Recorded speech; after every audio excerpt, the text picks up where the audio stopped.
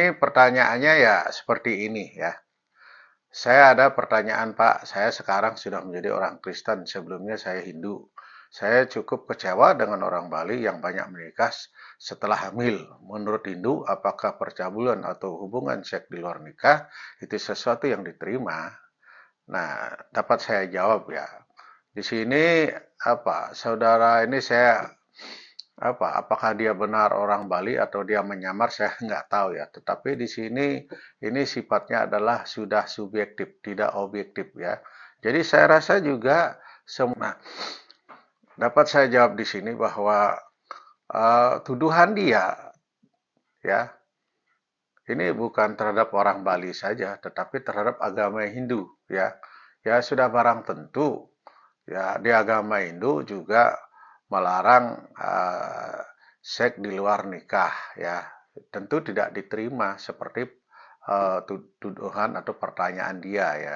Nah, jadi di sini sifatnya sudah subjektif, bukan objektif lagi ya. Masa hanya gara-gara dilihat katanya, wah, wah apa pemuda-pemudinya banyak yang menikah setelah hamil ya. Terus dia akhirnya dia mengambil pemikiran yang negatif dan akhirnya dia pindah ke agama Kristen. Ya, itu kan betapa ceteknya keimanan dia, betapa ceteknya serada dia, keyakinan dia, ya. Nah, ini bukan mengatasnamakan agama. Jangan mengatasnamakan agama. Ini kan namanya apa? Personality, ya. Jadi perorangan, bukan itu institusi agama, ya. Ya, jangankan agama Hindu ya.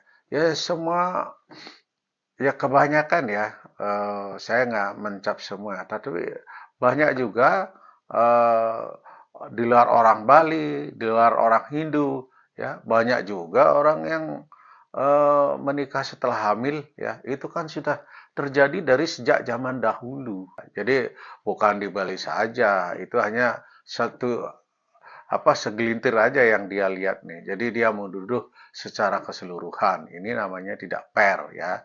Di agama Hindu sendiri ya tentu mengajarkan kita dilarang untuk apa eh, melakukan seks bebas, kita dilarang untuk melakukan hal-hal yang negatif ya. Ya bahkan semua agama lah ya, bukan agama Hindu aja gitu ya. Jadi Anda salah menilai seperti itu ya. Jadi sekali lagi bahwa ini adalah pertanyaan yang menurut saya ini subjektif ya. Ya kalau Anda mau masuk pindah agama Kristen ya monggo saja itu hak Anda. Tetapi jangan karena Anda itu ingin masuk Kristen terus mencari kambing hitam dengan mengatakan bahwa di Bali, wah saya kecewa banyak anak mudanya menikah setelah hamil.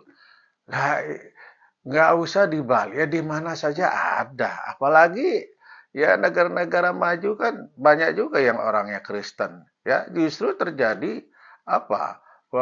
Mereka sudah terbiasa menikah sesudah hamil, bahkan sebelum hamil pun ya mereka sudah hidup seperti berumah tangga, tetapi tidak ada ikatan di dalam pernikahan. Nah justru kalau di Hindu itu tidak boleh, justru kita harus melakukan pewiwahan, pernikahan.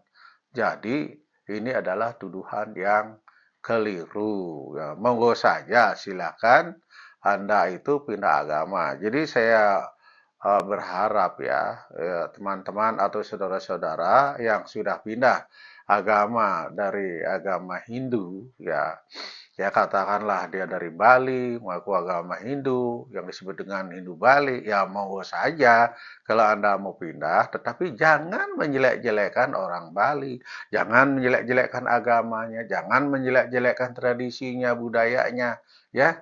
Jadi itu tidak semua, banyak sekali orang-orang Bali yang baik kok, banyak sekali orang yang basicnya dari Hindu baik kok, ya bahkan ya, saya sendiri yang sudah merantau di Jakarta sejak dari kecil, saya sangat bangga menjadi orang Hindu, bangga menjadi orang Bali karena mereka selalu bilang, oh orang Bali baik-baik, oh orang Hindu nggak bikin kerusuhan ya dan lain sebagainya. Ya saya bangga, justru kita menjaga seperti yang dikatakan oleh orang-orang ya.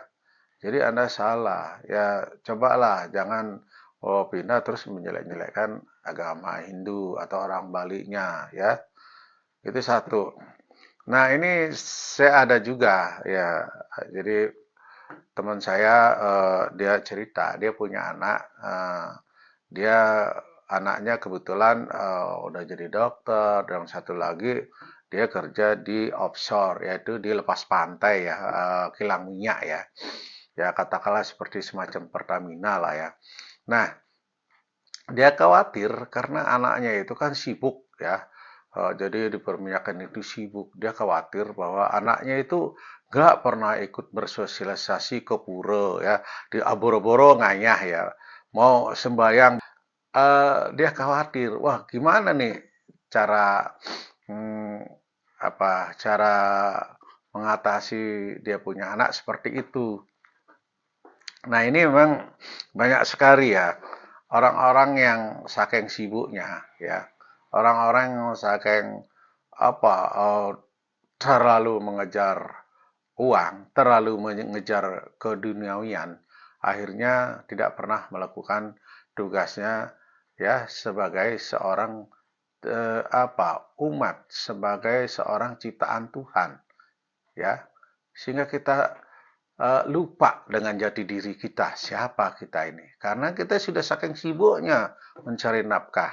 Ya, tetapi nah kekhawatiran teman saya, apalagi ya kita ini di Jakarta juga, orang Bali juga kan biasanya di Puro, Ngayah dan lain sebagainya ya, apa Banten dan lain sebagainya. Nah dia juga anaknya itu merasa ribet katanya, nah dengan aturan-aturan orang tua ya, aturan-aturan agama ya. Nah, saya jelaskan bahwa di dalam agama Hindu ya, sebetulnya yang bikin ribet itu adalah personnya, orangnya, umatnya, manusianya ya. Tuhan sendiri tidak pernah menyuruh kita repot ini itu dan lain sebagainya ya. Nah, karena di dalam agama Hindu itu ada yang namanya itu catur marga yoga ya. Ada 4 jalan untuk menuju Tuhan ya. Antara lain yaitu apa? Karma yoga ya. Ya, kita di situ ya, kita berkarma dengan jalan karma, dengan jalan perbuatan ya. Dengan jalan perbuatan kita bisa mencapai Tuhan. Seperti yang dikatakan di dalam Bhagavad Gita, yaitu Arjuna bekerjalah, di samping bekerja ingatlah aku ya. Jadi di situ Tuhan mengatakan bahwa bekerjalah, berkarmalah, berbuatlah. Ya, di samping kita berbuat, ingatlah aku. Ya, maksudnya apa? Ya, dengan selalu kita mengingat Tuhan itu ya memang dengan jalan ya berjapam ya, mengulang-ulang nama Tuhan, nama Semaranam ya. Misalnya apa Om Namah Shivaya, Namah Shivaya. Dan juga kita bekerja, berkarya, berbuat juga untuk kepentingan orang lain. Karena setiap makhluk hidup ya di dunia ini juga ada unsur Tuhannya. Kalau kita melakukan kebaikan kepada seseorang ya dengan tulus ikhlas tanpa kita berharap hasilnya, tanpa kita mengharapkan, wah saya berbuat saya memberi, terus saya ingin imbalannya ya. Nah itu sudah menjadi rajasik dan tamasik. Tetapi kalau hasil kerja kita, hasil karma kita, kita persembahkan dengan tanpa pamrih, tanpa imbalan, tanpa imbal balik, itu akan menjadi persembahan yang satwik ya. Nah itu kita dengan jalan berbuat berkarma ya. Oh, memang sembahyang itu memang penting, sembahyang itu memang perlu. Tetapi kalau kita tidak peduli dengan orang lain, kita tidak peduli dengan orang-orang yang susah, itu juga tidak ada manfaat dan tidak ada artinya, ya. Nah, di sini memang, nah yang kedua adalah dengan jalan bakti, ya, bakti marga yoga, ya, ya dengan jalan sembahyang, ya, ya misalnya eh, kita tidak ada Banten, cukup canang. Kita tidak ada canang, ya cukup kembang, ya. Trisandya, ya. Trisandya aja udah pagi, siang, sore dengan rutin, ya itu sudah cukup, ya. Seandainya nggak sempat mengucapkan Trisandya, ya kita ucapkan Gayatri Mantra berulang-ulang, ya, bait pertama. Dan kalau kita tidak mengucapkan, nggak sempat mengucapkan Gayatri, cukup dengan Om, ya, duduk sambil tenang, mengucapkan Om, ya, diulang-ulang. Nah, kalau ini Anda tidak sempat, ya wis, ya sudah, ya, tidur aja gitu. Ya. Jadi itu sudah dikasih jalan yang paling mudah oleh Tuhan. Jadi agama ini tuh tidak ribet, ya, simple, asal kita melakukannya dengan ikhlas, ya. Dan ada juga dengan jalan Jnana Marga Yoga, ya, dengan pengetahuan, ya, membaca buku-buku agama, mendengar ceramah-ceramah agama Hindu, ya, ya. Jadi memang kita harus banyak belajar jenana pengetahuan, ya, sehingga kita tidak mudah dibodoh-bodohi orang yang selalu membodohi dengan atas nama Tuhan, dengan atas nama agama, dengan atas nama kebenaran, ya. Jadi itu banyak sekali. Makanya kita di sini ya kan ada yang namanya tiga kerangka agama itu kan ada etika, susila, dan upacara. Ya, upacara sudah, etika sudah ya dengan filsafat. Jnana. Filsafat ini sangat penting ya. Kalau Anda menguasai karma yoga, bakti marga yoga, ya dan raja marga yoga, tetapi tanpa dilandasi oleh jenana pengetahuan, ini akan menjadi apa? Lemah, ya. Kalau ditanya apa hukumnya, apa dasarnya, kalau nggak ada dasarnya, ya itu lemah, ya. Jadi ini untuk memperkuat fondasinya, ya. Jenana ini sangat penting. Nah ini yang saya berharap kepada umat Hindu bahwa ya saya beberapa hari yang lalu mengadakan apa Dharma Tula dengan Mangku Eko Putro Putra Roreng ya di sebuah pura di Jakarta. Ya saya sangat kecewa juga sih karena kita undang para pemudanya, muda-mudinya, orang tua, tetapi yang datang ya sedikit gitu ya. Memang di zaman Kali Yuga ini untuk kegiatan-kegiatan spiritual, untuk kegiatan-kegiatan keagamaan itu akan ditinggal. Nggak banyak orang yang suka. Emang ini zaman Kali Yuga, ya. Tetapi kalau kita ngadakan acara makan-makan, beguling dan lain sebagainya, oh ramai yang datang. Tapi giliran kalau ceramah, Dharma Tulan dan lain sebagainya, nggak ada yang datang.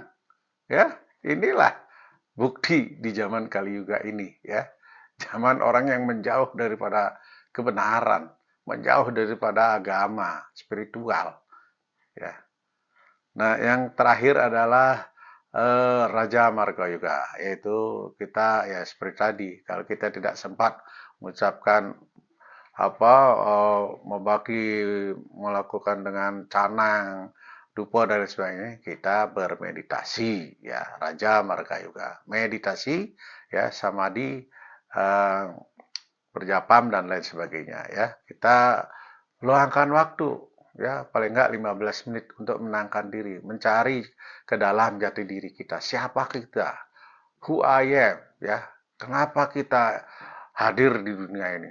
Bagaimana cara kita untuk apa menyatu dengan Sang Maha Pencipta? Bagaimana cara kita untuk apa melepaskan dari kungkungan karma-karma ini? Yaitu diperlukan introspeksi diri, ya. Nah, dari situlah kita ada 4 jalan untuk menuju memuja Tuhan di dalam agama Hindu, ya. Jadi nggak ada yang ribet. Yang ribet itu kan sebenarnya manusianya, ya. Bikin ini, bikin itu, ya. Oke, sekian terima kasih. Eh, ya, kita berdoa untuk apa kesejahteraan semua makhluk.